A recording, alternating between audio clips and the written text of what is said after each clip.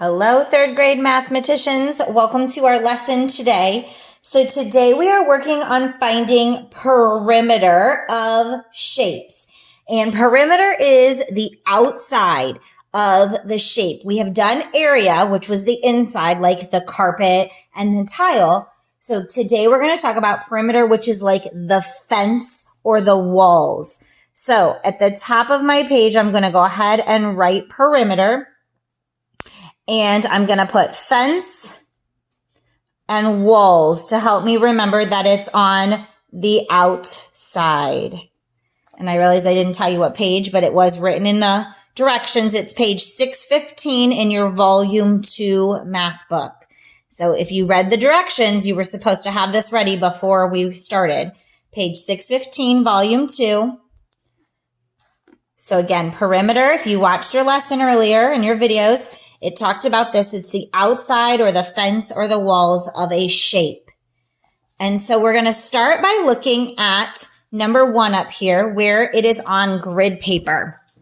And what's nice about grid paper is that we can just count as we go around. So I always put a circle or a starting point to show obviously where I'm starting. And I'm going to go along. There's 1, 2. So here, this side is 2. And I'm tracing so I don't miss a side. I'm going to turn my corner. 1, 2, 3, 4, 5, 6. So this side is 6 or 6 boxes long. I turn the corner and I count down on this side. And this is 3. I'm going to turn my corner again. Here is 3. Now this is why we trace this, because if not, I would have missed this little piece right here, which is 1. We don't want to miss that. I turn and I come back to my start, and that side was 3. So now I have the measurements of the outside. I'm just going to add them up. And again, I'm going to start like I did. So I had 2, and then I have 6. Then I had 3. 3, there's that 1, and 3. And you can add this however you want. If you want to work your way down, if you want to add different groups and then add them up, whichever works for you. I like to do groups. So 2 plus 6 is 8, 3 plus 3 is 6, 1 plus 3 is 4. And I like to add those, and I know 6 plus 4 is 10. Bring my 8 over, and total it would be 18. So this would be 18 feet. It is not square feet because I'm not counting the squares inside. I'm just counting the measurement like if I were to take a ruler along that edge. All right, let's do the same for number 3. We're going to start over here. I'm going to put a starting circle. I'm going to drive along. 1, 2, 3, 4, 5. I'm going to turn. There's a 1. Turn. There's a 1. Turn down. Here's 2.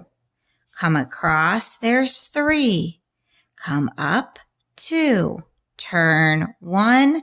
Turn 1. And then I'm just going to add those up. 5, 1, 1, 2, 3, 2, 1, 1. I'm going to add all that up. 5, 6, 7 up here. Here's a 5, 2, 3, 4 here. Go ahead and add all that up. I have 9 and 7, which would give me 16. I notice this here is in inches, so it would be 16 inches. Now, number 4 here you see is different. There's not a grid here. So all we have to do is add up all those numbers. I'm going to still put a starting point so I don't forget where I'm going. I'm going to go from 7. Then I have 9. Then I have 8. Another 8, and then 16. So we're going to add all those numbers up. 7 plus 9 plus 8 plus 8 plus 16. Pause the video while you add that up. You should be getting 48 feet. Not square feet because I don't have squares inside. All right, let's look at another one. Flip over your page to the 616 on the back. This is going to be in your example this week, so I thought I would show you this. Okay,